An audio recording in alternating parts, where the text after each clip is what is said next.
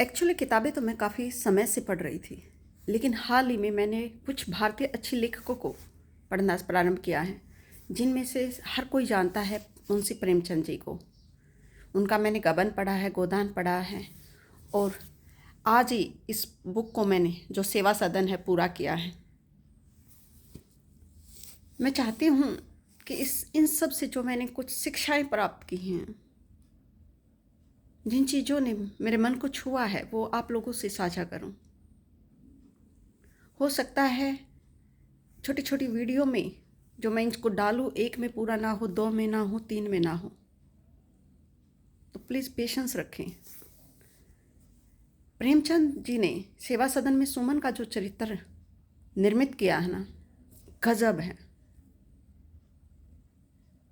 कैसे एक 14-15 साल की लड़की, चंचल, सुंदर,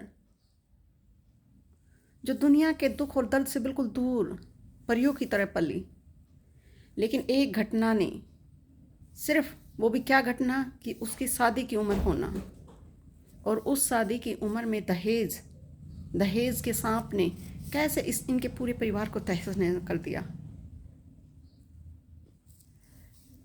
पैसों के गबन में इनके पिता को जेल जाना पड़ा, फिर कैसे इनकी लाइफ बर्बाद हुई, और इतनी सुंदर सुमन का पैसों की कमी के कारण अपने से अधेड़ उम्र के व्यक्ति के साथ विवाह होना, एक गरीब घर में रिश्ता होना। कहाँ सुंदर घर में रहने वाली सुमन एक सड़े मैले कचूले मोहल्ले में, जहाँ आसपास वेश्याओं की नगरी,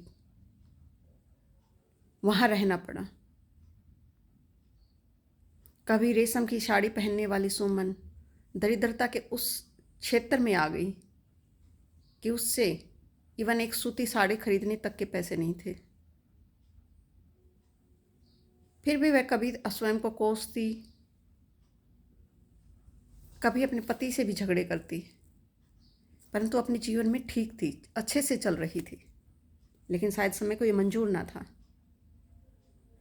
और क्यों, जहाँ तक मैं सोचती हूँ, समय को क्यों हम दोष दें? ये सब हम मनुष्यों की करतूतें हैं, जिसके कारण न जाने कितने मनुष्यों का जीवन दुभर हो रहा है। एक मनुष्य ही तो ऐसा जीव है जो न सिर्फ मनुष्य, अन्य जीवों को भी न जीने देता है और कई बार न मरने देता है। और यही हालात सुमन के साथ हुई। सुमन में एक लालच था स्वयं को अच्छे से रखने का,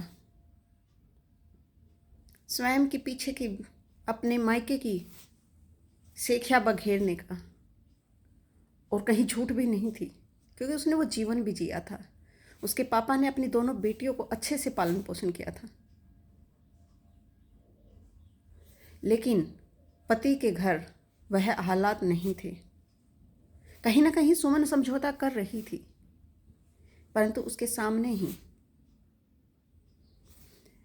जो वेश्याओं के घर थे, और उनके घरों में जो रौनक, उनके पहनने के कपड़े, सुंदर बन ठन के रहना, और यहाँ तक कि शहर के अमीर से अमीर व्यक्ति द्वारा उनके दर पर अपनी हाजिरी लगाना, भगवान के मंदिरों में वेश्याओं की पूजा होना, लोग उनको सुनने जाते थे।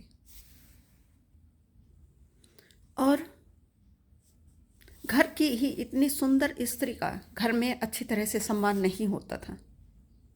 तो कहीं ना कहीं यह चीज़ सुमन के मन में कुंठा बनाए हुई थी। जब वह मंदिर में जाती है, देखती है लोगों की इतनी भीड़ है, शहर के सभी बड़े रईस आए हुए हैं, और इवन दो जिस वेश्या को नीचे चरित्र की माना जाता है, वह स्वयं भगवान की स्तुति कर रही थी। उनको बाकायदा बुलाया गया था कान्हा के मंदिर में, कान्हा के लिए भजन गाने के लिए, और बड़े बड़े पॉलिटिशियन, अमीर लोग उनका भजन सुन रहे थे। सब उनका दर्शन पाने को इच्छुक थे। और मात्र 17-18 साल की यह सुमन, उसके मन में आया कि क्या एक वेश्या इतनी अच्छी होती है कि बड़े सा बड़ा व्यक्ति भी उसके चरणों में गिरने को तैयार होता है।